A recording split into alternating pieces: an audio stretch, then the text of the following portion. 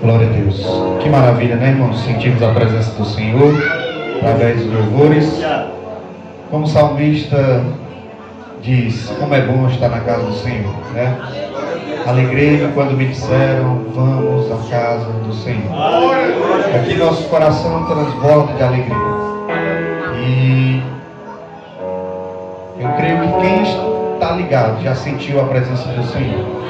Mas nós não poderíamos sair de um culto como esse sem antes ouvirmos a palavra do Senhor. Eu costumo dizer que o culto ele só é completo quando nós meditamos na palavra do Senhor, quando a palavra do Senhor fala ao nosso coração.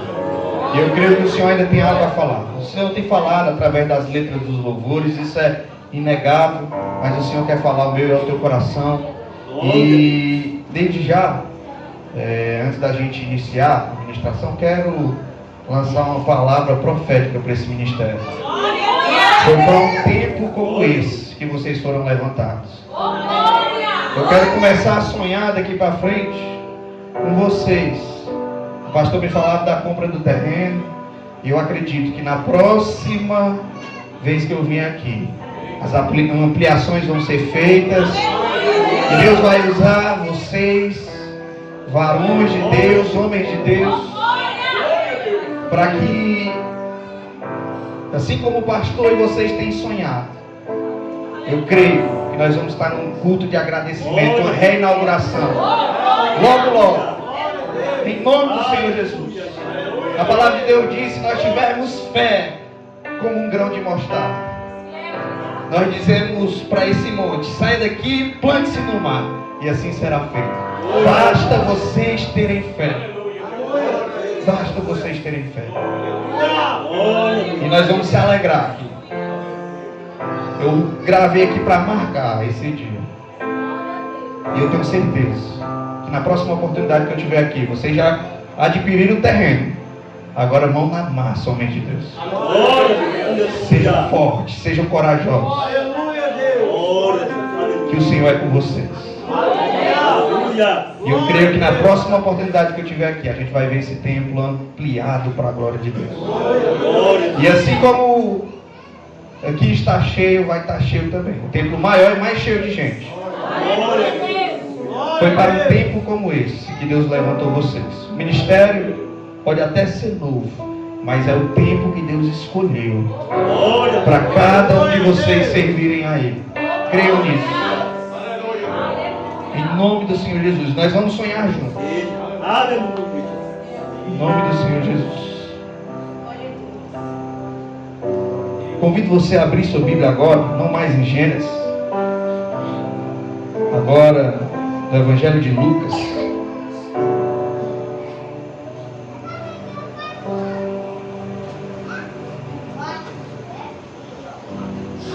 No capítulo 15.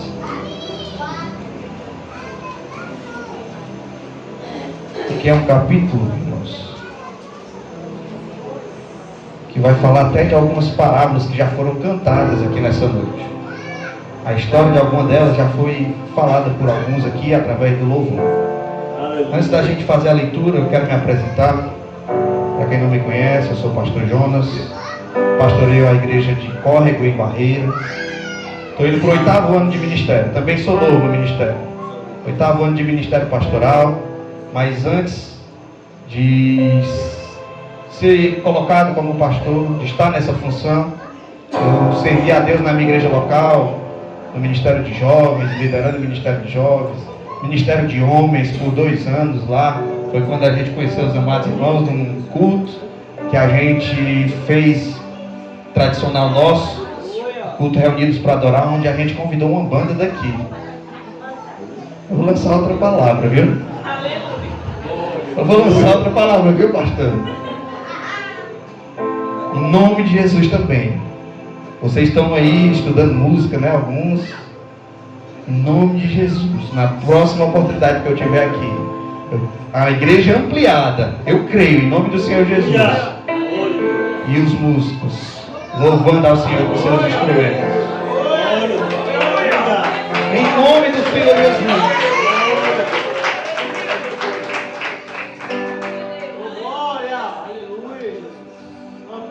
A gente conheceu essa igreja por uma banda que ela tinha aqui. E ela foi tocar, louvar ao Senhor lá no Reunidos para Adorar. O pastor Veils, a Canisa Amanda, junto com a juventude, uma galera toda aqui, foi servir ao Senhor, nos ajudar lá, num culto que a gente idealizou. E eu creio que assim como teve aqui no passado, o Senhor vai levantar novamente músicos para adorar. E Ele quer usar vocês. É vocês mesmos que Ele quer usar. Foi para um tempo como esse que Deus chamou cada um de vocês. Basta vocês crerem, ter fé, se apegarem a essa palavra, e vocês vão ver grandes coisas acontecer no meio de vocês. Em nome do Senhor Jesus, meus olhos vão te contemplar, como dizia o salmista no Salmo 27. Eu viverei para ver a bondade do Senhor na terra dos viventes. É para um tempo difícil que Deus muitas das vezes nos chama, irmãos. Nunca foi fácil servir ao Senhor. Sempre homens e mulheres de Deus tiveram seus desafios nos seus tempos. E o ministério pastoral, ele é espinhoso. O ministério de homens, qualquer ministério que você pega, quando você põe a mão no arado, as lutas se levantam, as barreiras se levantam, mas se levantam para cair, porque o nosso Deus, ele é maior. Maior é o que está em nós do que o que está no mundo. O mesmo Deus que pegou Gideão e um pequeno exército, e Gideão não precisou nem lutar. É Ele quem luta as nossas guerras. É Ele quem luta as nossas batalhas. E há uns 10 anos atrás a gente conheceu essa igreja através da banda, acho que é Exército de Davi, né? Está ali alguns integrantes, estão vendo? Que estavam lá no culto em Pacajus. O Exército de Davi era conhecido pela sua força, né? Creio que Deus vai trazer, vai chamar, vai levantar pessoas para a honra e glória de Deus. Assim como o exército de Davi, Deus lutava por eles, assim também Deus é por vocês. Irmãos, eu vim com minha família, vim com o irmão Lucas também, tá ali a Jéssica, minha esposa, o Jonathan, o meu mais velho, tem 9 anos, o Abner, o mais novo, tem 4 anos, minhas bênçãos que o Senhor me entregou. E desde pequenos, de novinhos, o Senhor me chamou muito jovem ainda para o ministério pastoral. É nesse repuxo. Passa 2, 3 anos numa igreja, Deus nos manda para outra.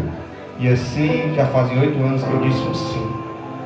Mas não me arrependo nem um segundo. Não olho para trás nem um segundo. Porque eu tenho visto a cobertura espiritual. O agir de Deus na minha casa, na minha família. Por onde eu passo, aonde eu estou, o Senhor está comigo. Assim também o Senhor está com vocês. Se nós nos dispusermos, irmãos, a fazer a obra do Senhor, o Senhor ele é fiel para nos dar condições. O Senhor ele é fiel para nos sustentar. Os desertos nós passamos, as lutas vêm, mas o Senhor nos dá força para suportar. Glória a Deus, aleluia. Te convido agora a fazer uma breve leitura em Lucas. Nós vamos entrar na mensagem no capítulo 15.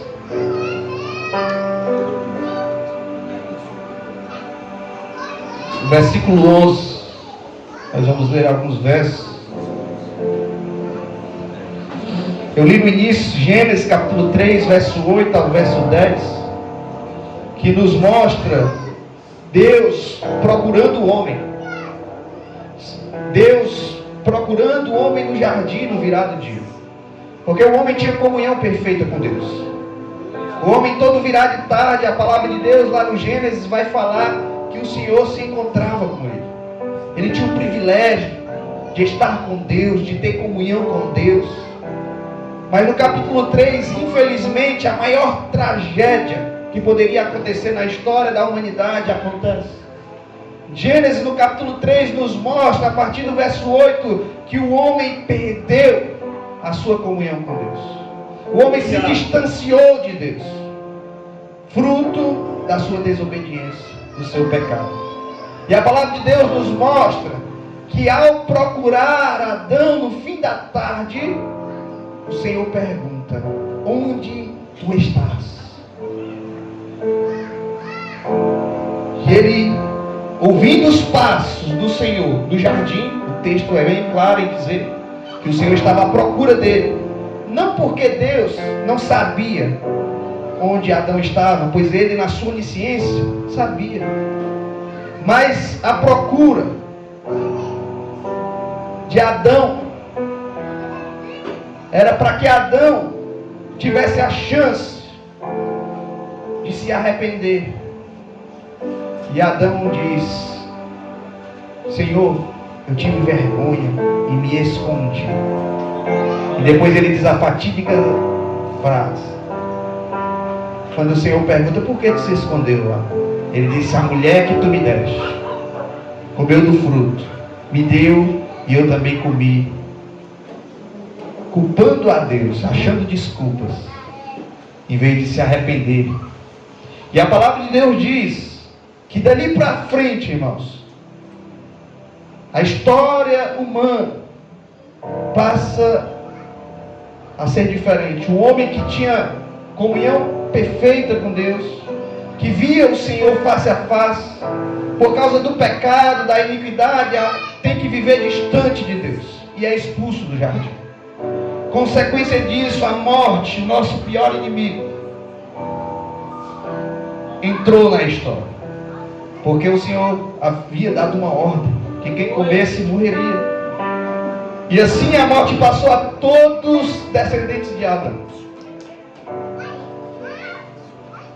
Mas assim como Jesus, como Deus, dá passos no jardim em direção ao ser humano, procurando encontrá-lo, o Senhor continua nos chamando. Do Gênesis ao Calvário, está registrado aqui a história de um Deus buscando salvar os seus filhos. De Gênesis, do capítulo 3, até os Evangelhos, nós vemos um Deus que sempre vai ao encontro do ser humano.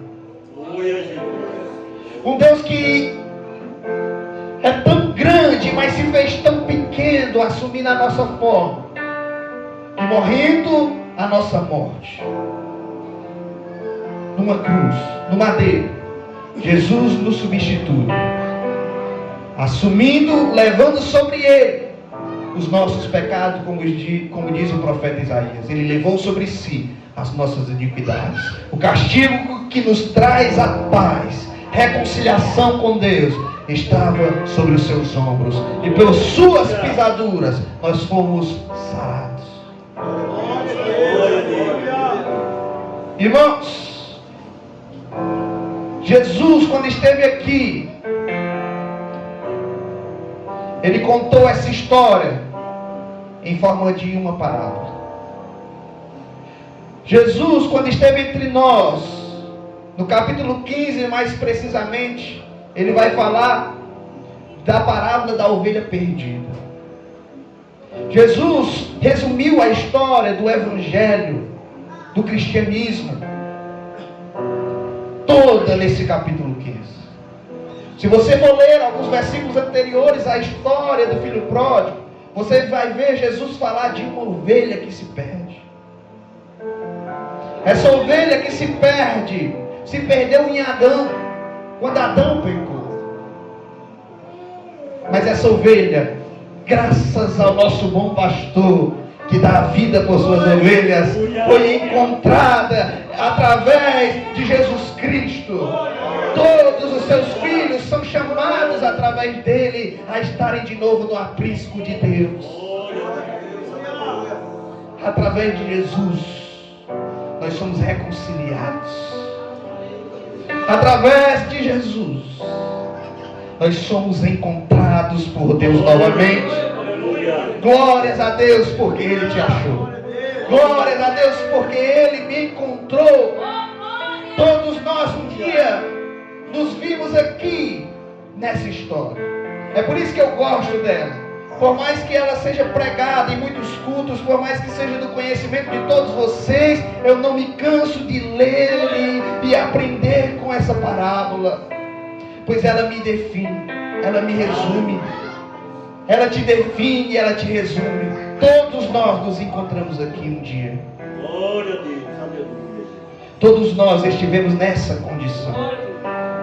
Ou de ovelha perdida, ou do filho mais velho dentro de casa, e eu digo já por quê. Ou do filho pródigo que um dia decidiu ganhar o mundo, como vocês louvaram aqui, mas que se arrependeu e voltou e encontrou em Deus salvação. Aleluia. Irmãos, existem muitos problemas que nos impedem de chegar até a presença de Deus. O pior deles está registrado lá em Gênesis capítulo 3, o pecado, a desobediência. Isaías vai falar que as nossas transgressões nos faz separação entre nós e o nosso Deus. Os nossos pecados nos separam de Deus. O maior problema do homem não é problema financeiro. O maior problema do homem não é, irmãos, o governo A ou B. O nosso maior problema é a distância de Deus. O maior problema do ser humano é estar longe da presença de Deus. Foi por isso que Jesus veio, ele veio para desfazer as obras de Satanás. O que Satanás tentou fazer no jardim, distanciar o homem de Deus, para o homem perder a sua salvação. Desde o Éden, a humanidade vive tentando preencher o vazio deixado pela ausência de Deus. Desde o Éden, o homem tenta preencher esse vazio, que quando o homem se distancia de Deus, é causado um vazio dentro dele, que ele tenta preencher com todas as coisas deste mundo. Com riqueza, como o filho pródigo, com prazeres. Você vai ver aqui no versículo 11, Jesus falando de um homem que tinha 2 filhos. O filho mais jovem disse ao pai, no verso 1, no verso 12: quero a minha parte da herança. E o pai dividiu seus bens entre os 2 filhos. E alguns dias depois, o filho mais jovem arrumou as suas coisas, se mudou para uma terra distante, onde desperdiçou tudo que tinha por viver de forma desregrada. Verso 11 ao verso 13, você vai ver as motivações do coração do filho pródigo. Glória a Deus, aleluia. Aleluia, Jesus. Essa história do filho pródigo é sobre a história de um filho perdido. Mas ele não se perde de uma hora para outra.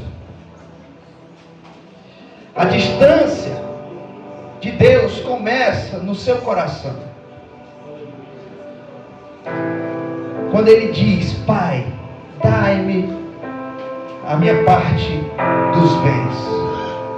O filho ainda estava dentro de casa, tinha tudo, mas seu coração já estava pensando em sair para longe. Toda apostasia, toda distância, todo abandono de Deus começa internamente. Antes de se manifestar em ações, o homem pouco a pouco vai se distanciando de Deus. Vai criando um abismo, a falta de prazer de estar na casa de Deus. Para quem está distante de Deus, um culto como esse, 2 horas, irmãos, é uma tortura muito grande. As pessoas não veem a hora de acabar. Para quem está longe de Deus, uma leitura, uma oração é uma tortura gigantesca.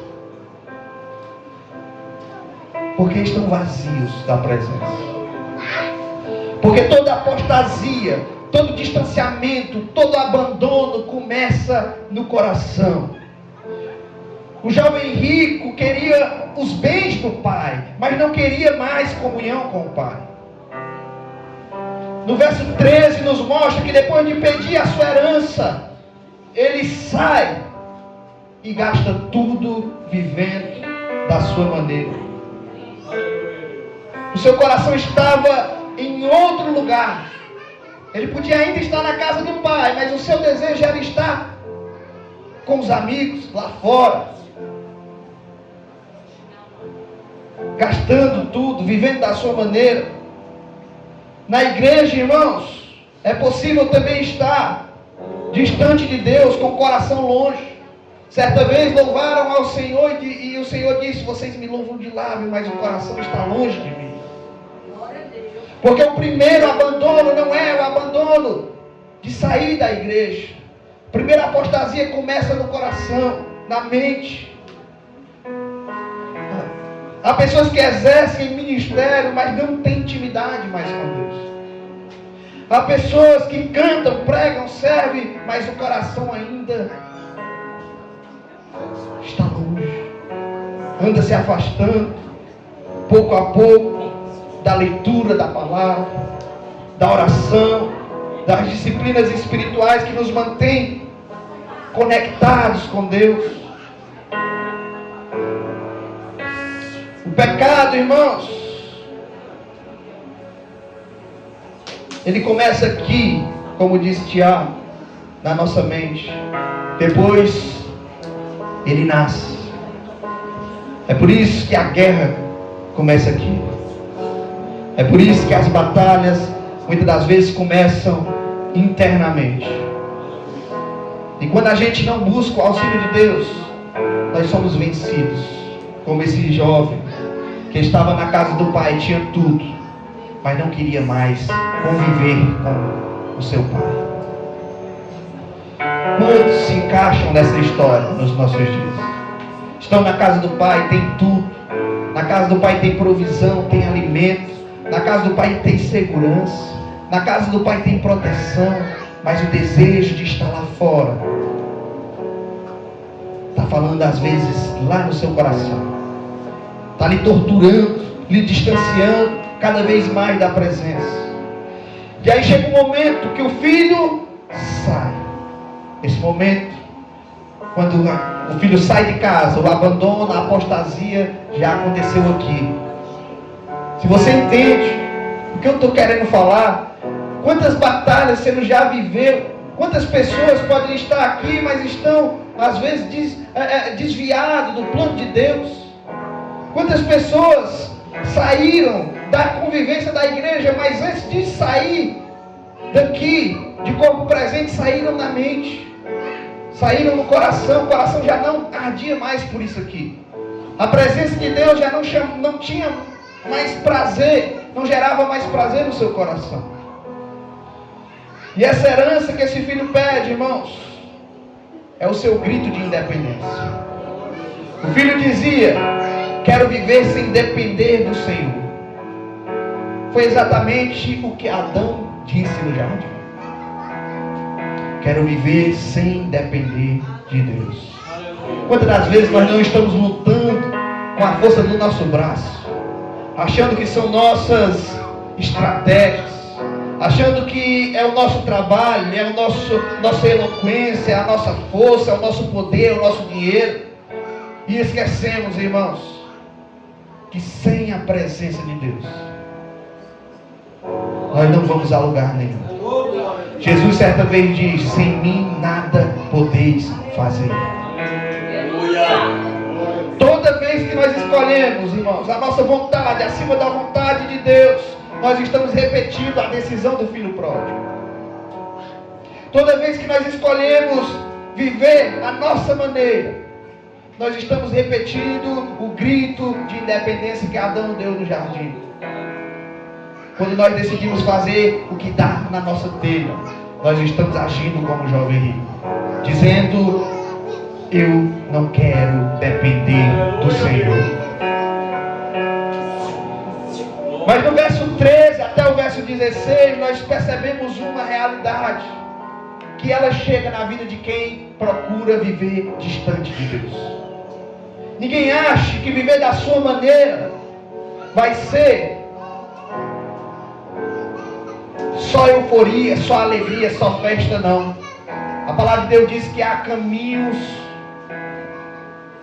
no coração do homem que parece ser agradável, mas o fim é a morte. E esse jovem se depara com uma realidade. As ilusões acabam. A Bíblia diz que ele desperdiçou tudo vivendo dissolutamente ou desregradamente, na minha tradução. O pecado cobrou o seu preço. Porque o pecado cobra um preço maior do que nós imaginamos. A palavra de Deus diz que o salário do pecado é a morte.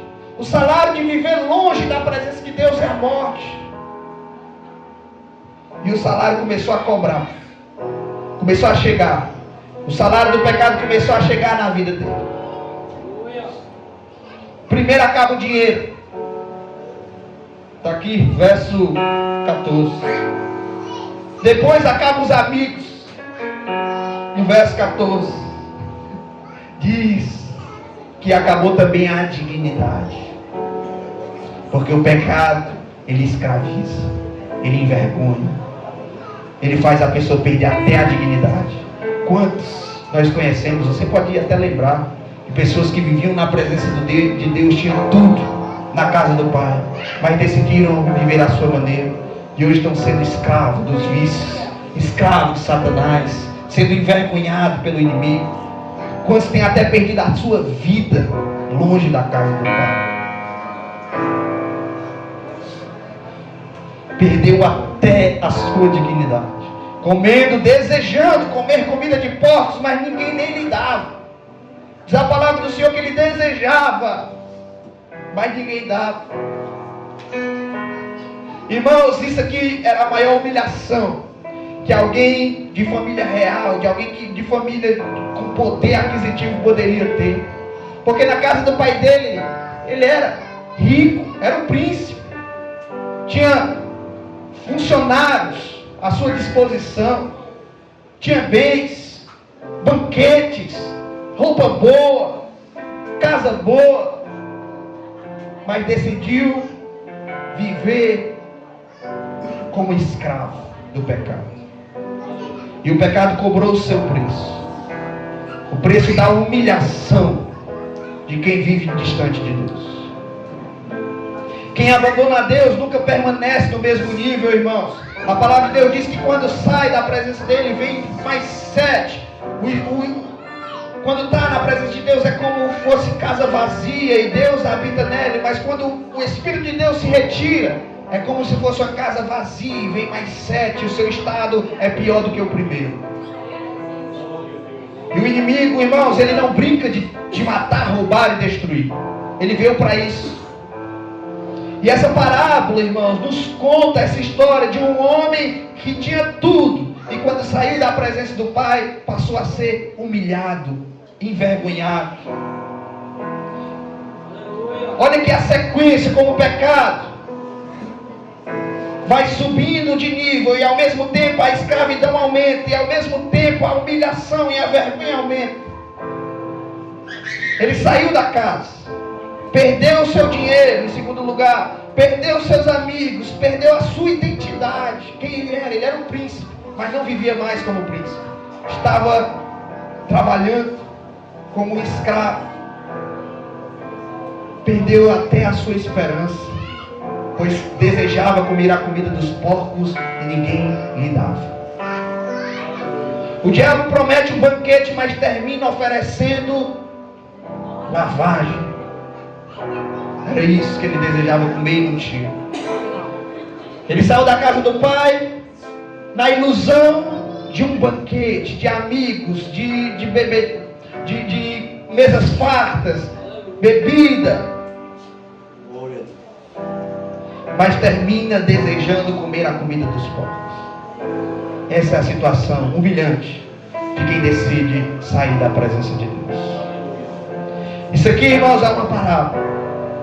É uma história ilustrada, alegórica, para nos ensinar verdades espirituais eternas. Glória a Deus. Nada nesse mundo, irmão, substitui a presença de Deus. Como dizia Santo Agostinho, fizeste-nos para ti, e inquieto está o nosso coração, Senhor, enquanto não repousa em ti.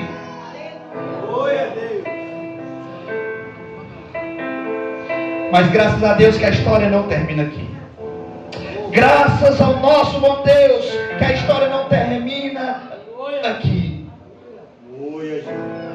Embora o pecado tivesse escravizado esse jovem, embora o pecado tivesse jogado ele lá no poço, embora o pecado tivesse jogado ele no fundo da humilhação e da lama,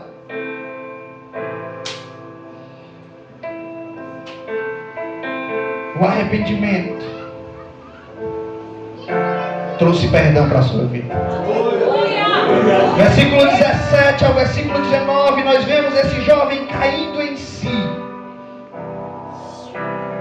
Quando finalmente caiu em si, ele disse: até os empregados de meu pai têm comida de sobra, e eu estou aqui morrendo de fome. Vou retornar à casa do meu pai e dizer: Pai, pequei contra o céu e contra o Senhor. Não sou mais digno de ser chamado seu filho. Por favor, trate-me como um seu empregado. O primeiro milagre, irmãos, não foi ele voltar para casa. O primeiro milagre foi ele cair em si. A melhor queda que você pode ter é cair em si. É aquela que te aproxima de Deus. É você cair na real, como diz o ditado. É você entender que você depende de Deus para ser feliz. É você entender que o vazio do teu coração só será preenchido com a presença de Deus.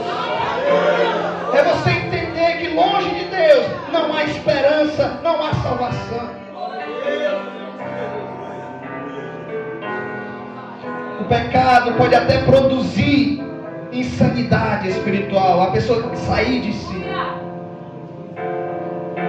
Mas o arrependimento produz o que chamamos de metanoia. Transformação de mente, mudança de mentalidade. O arrependimento reconhece quem nós somos e que nós precisamos desesperadamente de um Salvador. Ele reconhece aqui: pequei, não sou digno, preciso voltar. Não há restauração, irmão, sem humildade. Não há como nós sermos restaurados sem reconhecer essas três necessidades. Nós somos pecadores, não somos dignos, precisamos de Deus, precisamos voltar. Sem você reconhecer o que esse jovem reconheceu, não dá para você voltar para a presença.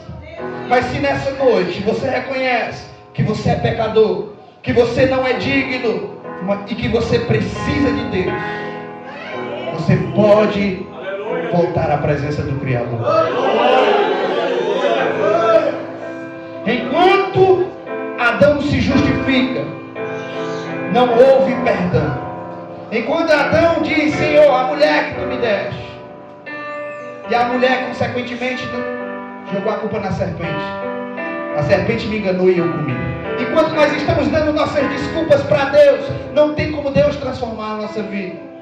Mas quando nós caímos em si e reconhecemos que precisamos ser transformados por Ele, precisamos dEle, que sem Ele nós vamos ser apenas escravos do pecado, humilhados por Ele, e a condenação eterna está sobre os nossos ombros.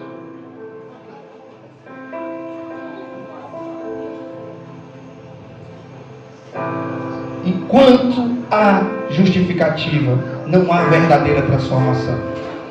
Ao menos que nós deixemos o nosso ego de lado, como aquele jovem deixou naquele dia, e disse: no meu pai, na casa do meu pai, eu tinha tudo. Eu tinha alimento, eu tinha funcionários à disposição, e hoje eu desejo comer a comida dos porcos e ninguém me dá. Voltar-me-ei e irei ter com meu pai. Quem sabe ele me aceite pelo menos como um dos seus empregados.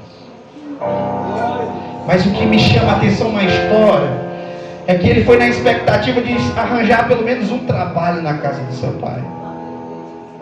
Mas Deus, nosso Deus, Ele nos ama de uma tal maneira, João 3,16, que Ele não tem só o paliativo, Ele tem a solução definitiva para os nossos problemas. Ele ama o ser humano de uma tal maneira que Ele dá o seu melhor, o seu único filho, para todo aquele que nele crê não morra, mas tenha a vida eterna. O Pai está de braços abertos esperando Ele voltar. Versículo 20. Então voltou para a casa de seu pai. Aleluia. Santo é o teu nome. E quando ainda estava longe, o seu pai o viu, cheio de compaixão, correu para o filho, abraçou, beijou e disse... O filho disse: Pai, eu pequei contra o céu e contra o Senhor, não sou digno de ser chamado mais o teu filho. Versículo 22. O pai, no entanto, disse aos seus servos: depressa, tragam a melhor roupa, vistam ele, coloquem um anel no dedo, sandália nos pés, e matem um novilho gordo. Faremos um banquete e celebraremos. Esse é o nosso Deus, irmão.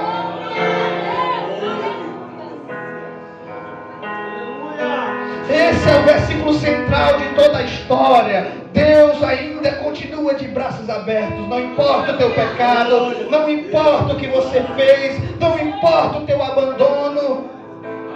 Embora você tenha virado um dia as costas para Deus, Deus te dá a oportunidade hoje de recomeçar. O pai nunca deixou de esperar o filho. O pai nunca deixou de esperar o filho que ele amava. O pai corre em direção, ainda quando vê o filho de longe. Irmãos, só para você ter ideia do contexto cultural no Oriente Médio, um homem idoso não corria. Mas Deus fez questão de dizer na parábola que ele correu. Para mostrar, sabe o que, irmãos? Que o amor rompe protocolos. O amor de Jesus, o amor do Pai por seus filhos rompeu o protocolo do pecado. Rompeu o protocolo, irmãos, dos fariseus, da religiosidade. Aleluia. Jesus vai em direção desses filhos perdidos quando esteve por aqui. É por isso que ele era julgado pelos religiosos, amigo de publicanos, pecadores, prostitutas. E ele conta essa parábola depois que alguns religiosos julgam ele. Esse é o homem que diz ser filho de Deus, comendo com pecadores. E Jesus começa a contar a parábola da ovelha perdida. E Jesus começa a contar a parábola da moeda perdida. E Jesus começa a contar a parábola do filho pródigo. O pai corre, abraça, beija. Antes mesmo do filho confessar o seu pecado, irmãos. Porque o pai sabia que se ele estava voltando é porque estava arrependido. Se você está aqui é porque o Espírito Santo começou a trabalhar na tua vida. Se você está ouvindo essa mensagem, atento neste culto, glorificando a Deus, embora você ainda não tenha tomado sua decisão, o Senhor sabe que Deus está trabalhando através do Espírito Santo, que é o agente que convence o homem do pecado, da justiça e do juízo. Isso é doutrina da graça. Deus não ama porque nós merecemos. Isso aqui, essa história nos mostra isso. Deus ama porque Ele é amor. A cruz nos demonstra isso. A cruz escancaradamente fala isso para nós. Deus ama porque Ele é amor. Cristo morreu por nós quando ainda éramos pecadores. Cristo correu em nossa direção, como esse pai corre em direção ao seu filho, quando ainda éramos pecadores, irmãos. O Evangelho diz sobre alguém que nós não pedimos nada, e Ele fez tudo por nós. Deus, Ele sempre dá o primeiro passo para salvar o ser humano. E o que Ele tinha de fazer por mim e por você, Ele fez naquela cruz. Agora, como diz João, eu o amo, porque Ele me amou primeiro. Agora, como corresponder a tão grande verdade, irmãos? Depois de entender que a presença do Pai, ela devolve aquilo que o pecado roubou, no verso 22 e 24. O que foi que eu disse que o pecado roubou? Roubou tudo que ele tinha, até a identidade e a dignidade dele. Mas no verso 22 nós vemos Deus, o Pai, restituir tudo a esse filho. O Pai ordena 3 coisas aqui. A melhor roupa, que representa justiça. O que Adão diz lá no passado? Em Gênesis, eu estava nu e me envergonhei. Só que na presença de Deus, nós filhos recebemos vestes novas. Deus não coloca remendo novo em roupa velha. Ele dá vestes novas. Ele nos transforma, irmão. O que Deus fez lá? Ele fez roupas para Adão da pele de um cordeiro que representava o seu filho unigênito que viria mais na frente morrer. Porque roupa que representa justiça. Deus fez justiça por nós, nos cobrindo com a pele do cordeiro, com o sangue do cordeiro. Nós somos justificados por Deus. E aquele jovem, ao entrar na presença do Pai, ele é justificado. O que representa isso? As vestes novas. Deus dá a veste nova. Se você se volta para Deus, todos aqueles que se voltam para Deus não são mais condenados, mas são justificados por Ele. O filho chega vestido de vergonha aqui, maltrapilho, fedendo, mas sai vestido de honra, com a melhor veste, porque é isso que nós temos na presença de Deus. Ele nos tira do lamaçal do pecado e nos faz assentar entre os príncipes. Você deve ter vivido isso. Nós vivemos isso. Um dia ninguém dava nada, mas o Senhor nos cobre de honra quando estamos na sua presença. Em segundo lugar, o Pai diz: traga o anel e coloque no dedo dele. Aqui ele estava dizendo: eu tenho uma aliança contigo. Você é meu filho. A aliança está aqui restaurada. O Pai chama ele de filho. A graça sempre faz mais, irmãos, do que nós pedimos. O filho foi lá para ser funcionário do Pai, mas o Pai disse: eu te aceito como filho. Deus não nos quer, irmãos, apenas para fazer a obra dele como funcionários do reino, não. Deus nos chama de filho. Nós somos filhos desse Rei poderoso, desse Deus maravilhoso. E as sandálias que o inimigo roubou, deixou ele descalço. Filhos, principalmente príncipes, não andavam descalços, de maneira nenhuma. E o que o pai faz quando o filho chega descalço? Põe-lhe sandálias nos pés. O pai restaura a sua identidade. Você é príncipe, você é filho de Deus. Põe a sandália nos pés. Você não é escravo do pecado. Você não nasceu para ser escravizado pelo pecado. Você nasceu para habitar o céu. Você nasceu para ter plena comunhão com Deus, como Adão tinha. Você nasceu para caminhar com Deus no jardim, no virar de todos os dias. No virar da tarde, Adão tinha esse privilégio. E sabe o que é que Deus diz para mim e para você? Nós teremos com Ele um dia. Nós teremos esse mesmo privilégio, irmãos. Caminhar em ruas como de ouro. Você não é definido pelo seu pior erro. Você não é definido por os seus erros lá do passado. Você é definido por o que Deus diz que você é. E você foi justificado. Você é filho de Deus. E para finalizarmos aqui essa história, o que representa o novilho? Representa comunhão e celebração. Na casa do Pai, sempre há mesa. Na casa do Pai não há fome. No mundo ele tinha fome, mas na presença de Deus ele foi saciado. O vazio existencial que existia, o vazio que não era preenchido com nada, foi preenchido na casa do Pai. Na presença do Pai a alegria verdadeira, irmãos. Existem pessoas que saíram fisicamente da presença de Deus sem nunca sair da igreja. Eu já vivi altos e baixos na minha fé.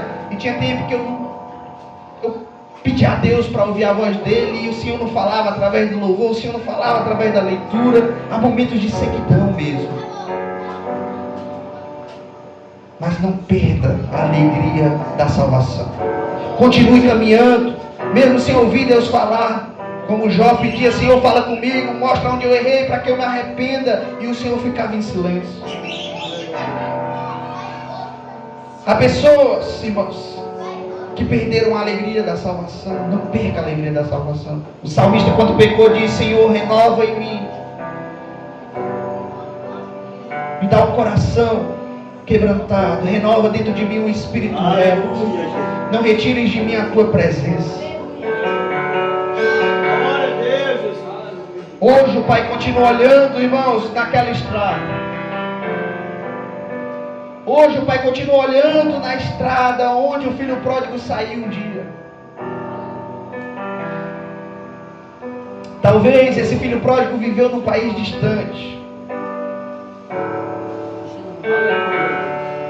mas um dia ele retornou pelaquela mesma estrada. Pode ser que o pecado, o orgulho, a frieza espiritual, a sua autossuficiência pode ter feito um dia sair pela estrada. Mas hoje o Pai continua de braços abertos. A pergunta não é se Ele vai te receber. A pergunta é: você decide voltar? Você decide voltar para Ele hoje? Aleluia, Jesus. Voltar à presença do Pai, irmãos, é voltar ao lugar da identidade, da graça, da restauração e da verdadeira vida. Glória a Deus.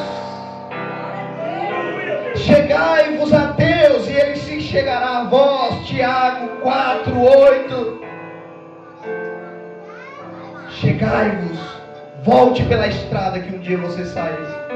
Chegai-vos a Deus. Deus já está acessível. Ele está de braços abertos. Ele já desceu do seu trono, já morreu no madeiro, já fez o que tinha que fazer por você. Hoje é você que tem que cair em si e tomar a decisão de voltar pela estrada que um dia você saiu.